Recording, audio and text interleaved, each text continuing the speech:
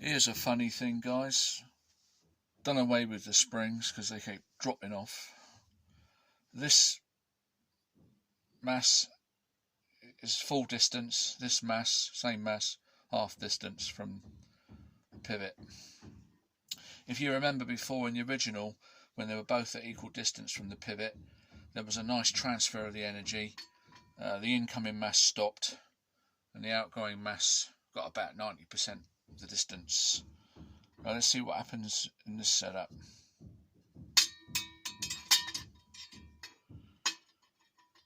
I missed how far that one went, but it's not going as far because the incoming mass, if you watch the incoming mass, he keeps going.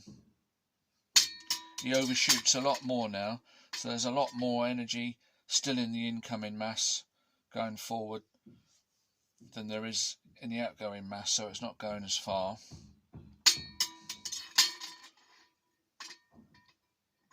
It's probably all explainable by the mechanics of the lever. In the alternative, if this one comes in, what do we expect? The opposite. Now the incoming mass bounces back,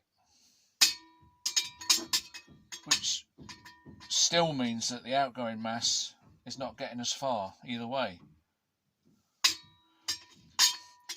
In each case, the incoming mass still has energy that it's not transferring. In this case, it's bouncing back, and in this case, coming in, it's carrying forward.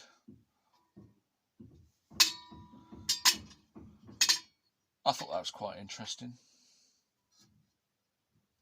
This one will go forward. Yeah.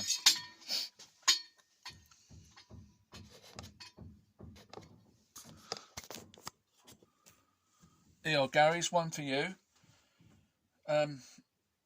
This side time, the incoming mass is going to be this side, just the way it's arranged. So this is the one mass at half distance from the fulcrum, and the outgoing is the half mass at two distances from the fulcrum. Let's see what happens here. Get the lever right.